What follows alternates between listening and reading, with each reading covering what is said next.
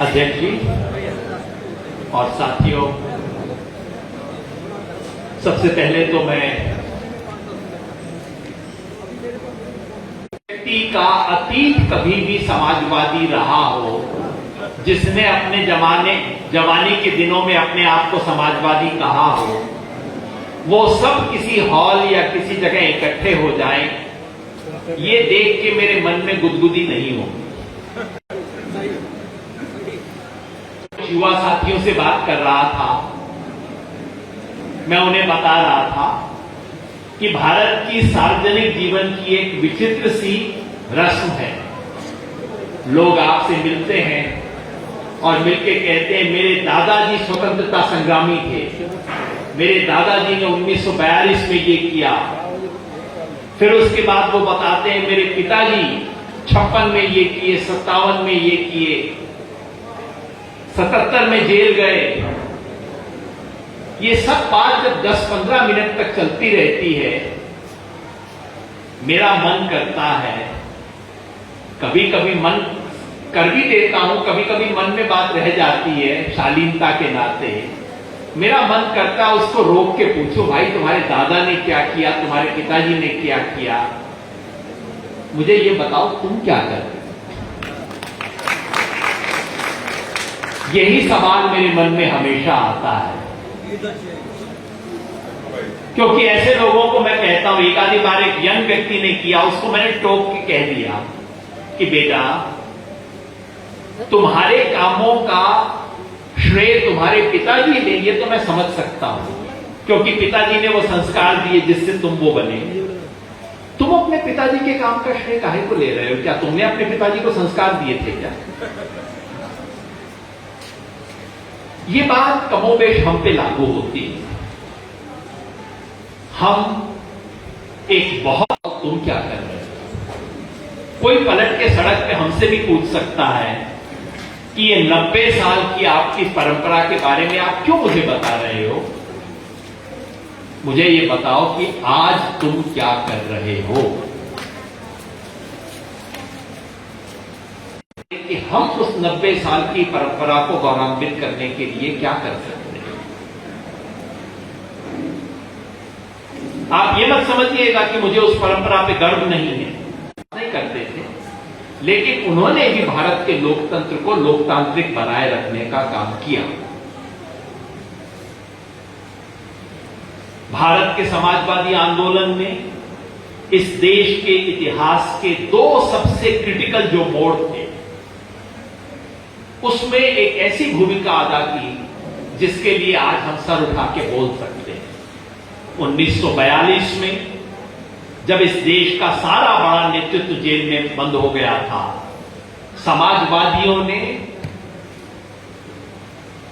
औपनिवेशिक विरोधी इस देश का सबसे बड़ा जो विस्फोट था, उसको दिशा देने का काम, उसको ऊर्जा देने का काम समाजवादी आंदोलन ने किया। इस बात पे हम फख्र कर सकते हैं। 1975-1977 के बीच इमरजेंसी के खिलाफ लड़ाई इस देश के लोकतंत्र के प्राण को बचाने की लड़ाई थी। हमारे बीच कई साथी बैठे हैं जो 19 महीने वहां लगा के आए। मैं भाई दिलीप सिंह कॉमरेड जी को देख रहा हूं, कई साथी होंगे, मैं नाम गिराने के चक्कर में नहीं पड़ना चाहता। पीछे आनंद जी हैं, राजकुमार जी बैठे हैं, बहुत साथी होंगे भाई। इस देश के लोकतंत्र का प्राण बचाने की जो लड़ाई थी, उसमें समाजवादियों की महती भूमिका थी, जिसके लिए हम गर्व कर सकते हैं।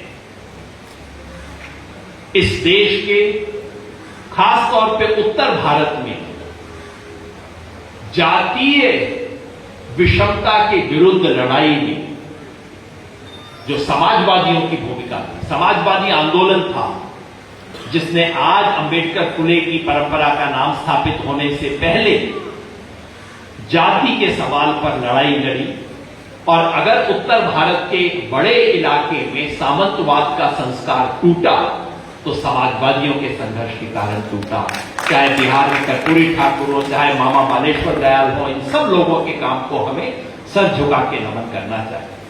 तो ये मत समझिए कि मैं उस परंपरा में मान नहीं करता, उसका गौरव महसूस नहीं करता। और सिर्फ उनके जमीन के संघर्ष का ही नहीं, सैद्धांतिक रूप से इस देश के समाजवादी आंदोलन ने भारत की चिंतन परंपरा को और पूरे दुनिया के समाजवादी आंदोलन को अनूठा योगदान दिया है। इस आंदोलन के थ्योरेटिकल कॉन्ट्रीब्यूशंस को हम भूल जाते हैं, इसलिए मैं डॉक्टर सुनीलम का फिर धन्यवाद करना चाहता हूं कि उन्होंने ये 2 वॉल्यूम निकाले। ये भारत के समाजवादी आंदोलन के दस्तावेज नामक ये डॉक्टर सुनीलम और हमारे बड़े भाई स्वर्गीय विनोद जी ने जो निकाले थे, किसी भी समाजवादी कार्यकर्ता को पढ़ने चाहिए, क्योंकि समाजवादी आंदोलन ने न सिर्फ भारत के राष्ट्रीय आंदोलन को गहराई दी, उस राष्ट्रीय आंदोलन को केवल अंग्रेजों के खिलाफ मुक्ति के आंदोलन से और गहरा बनाते हुए इस समाज को बहुआयामी तरीके से मुक्त करने के आंदोलन के रूप में बदला। ये एक वैचारिक योगदान था।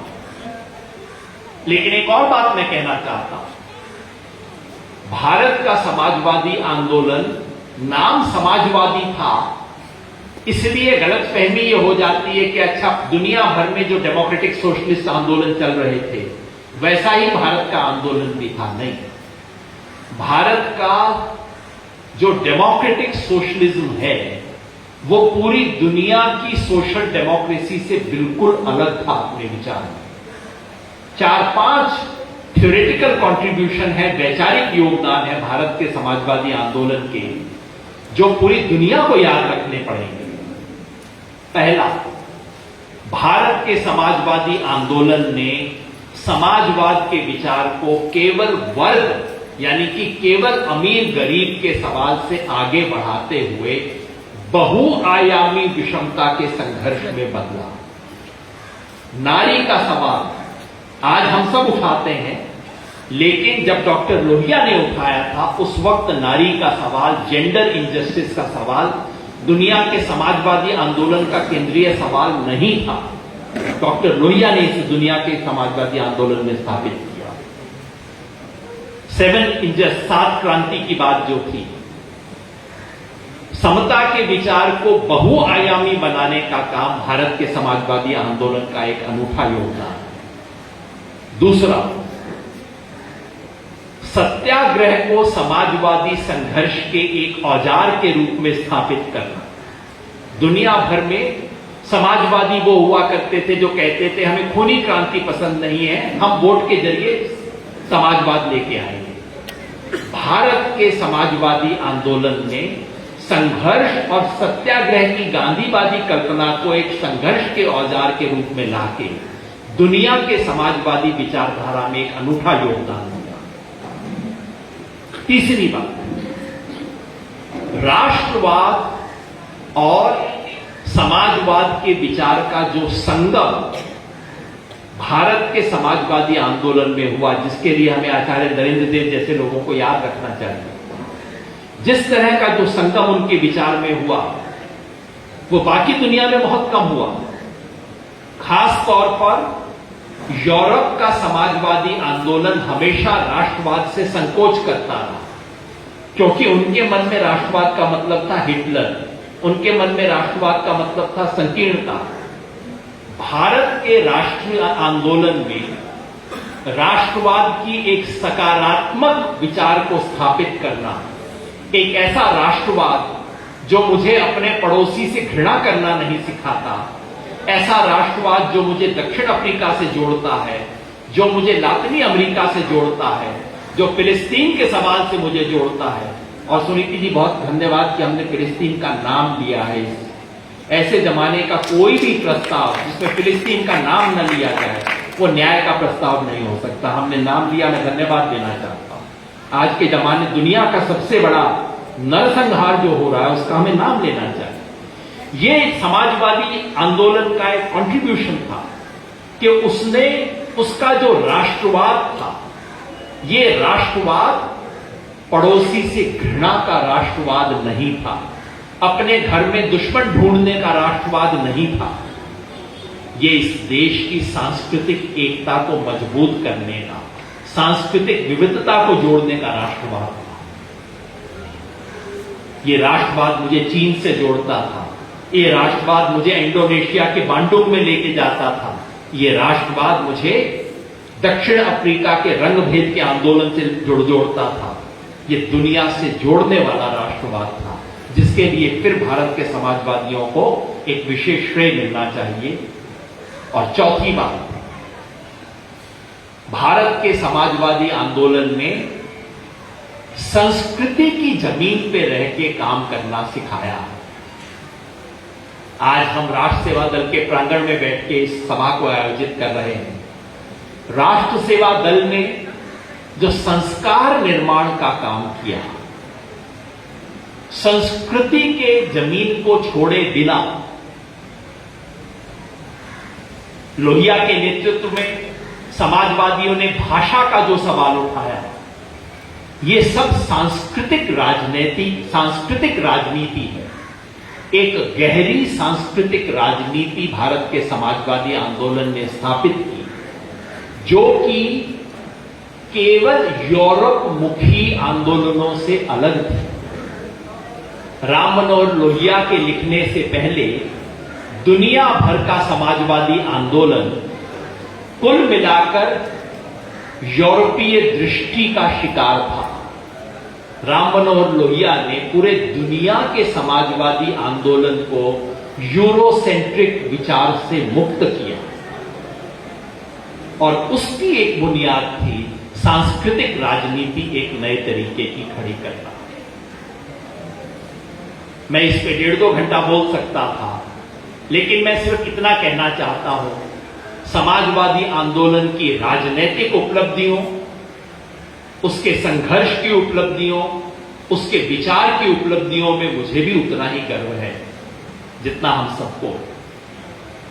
मेरी अपनी मान्यता तो ये है कि आज इस देश में जो संकट है, उस संकट का मुकाबला करने के लिए जो विचार हमें चाहिए, वो विचार मुख्यतः हमें भारत की समाजवादी परंपरा से ही मिल सकता है। तो इसलिए मुझे बहुत गर्व है। लेकिन जैसा मैंने कहा, मैं दादा और पापा और चाचा की बात नहीं करना चाहता, मैं अपनी बात करना चाहता हूं। वो समाजवादी होने का आज क्या मतलब है?